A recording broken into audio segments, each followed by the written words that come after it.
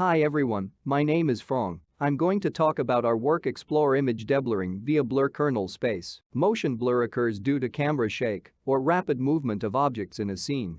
This paper mainly addresses the problem of image deblurring. That is, given blurry images, our task is to produce the corresponding sharp images. In classical methods, the blur operator is assumed to be linear and uniform. In other words, the blur operator is a convolution operator. Then the x and k will be found by maximizing the posterior p of y given x and k. Previous works mainly focus on developing prior for sharp image and blur kernel. However, these priors are based on low-level statistics and may not hold in general. Moreover, map-based deblurring method cannot handle non-linear and non-uniform blur operators. Many deep deblurring models have been proposed over the past few years and achieved very impressive results. However, deep deblurring models are highly overfitted with the blur kernels given in the training set. In this work, we generalize the map-based method to deal with non-linear and non-uniform blur operators and leverage the capacity of deep convolution neural network. First, we make two assumptions.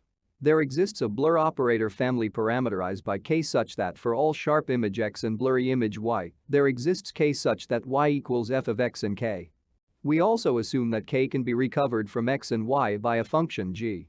Having f and g, we can perform deblurring-related tasks, such as blind image deblurring or blur synthesis. To find f and g, we implement them by two neural networks. Given a training set of n pairs, f and g are jointly optimized by minimizing the expectation of the distance of the original blurry image and the reconstructed blurry image generated by the sharp image and the blur kernel extracted by g.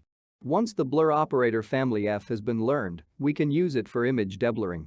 We seek to recover both the sharp image x and the blur kernel k to minimize the distance between the blurry image y and the fake blurry image f of x and k. We propose an iterative optimization procedure as illustrated in algorithm 1. The algorithm alternates between two steps: fix k, optimize x, and vice versa. We also add a couple of regularizations on x and k to stabilize the optimization process, including gradient penalty and two-Lyra norm of the blur kernel. Finally, we apply deep image prior for both x and k. That is, we reparameterize x and k by two neural networks. Instead optimizing x and k, we optimize the weights of the corresponding network instead.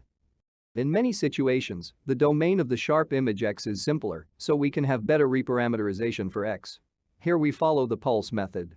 We reparameterize x by the latent space of style GAN and optimize the corresponding latent code z instead. Our method can be used for blur synthesis as well.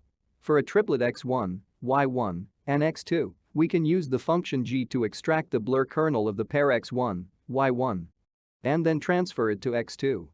We evaluate the performance of the blur kernel encoding method. We use the Levin dataset to synthesize a new dataset in which each data point consists of two sharp blur pairs with the same blur kernel. Then we use our learned f and g to transfer the blur kernel from the first pair to the sharp image of the second pair and compare the result with the ground truth blurry image.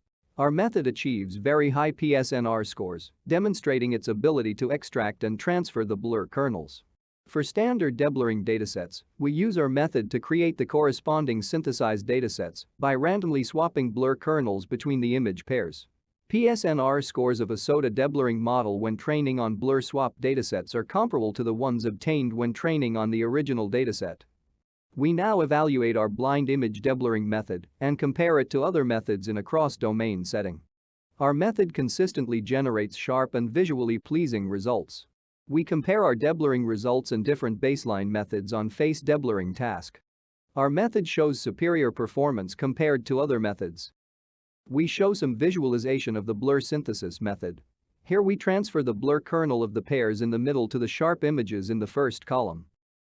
We can see that the results on the last column fully preserve the context of the corresponding sharp images, and the blur looks similar to the source blurry images. We have proposed a method to encode the blur kernel space of an arbitrary dataset of sharp blur image pairs and leverage this encoded space to solve some specific tasks such as image deblurring and blur synthesis. Feel free to access our paper and code for more details. Thanks for watching.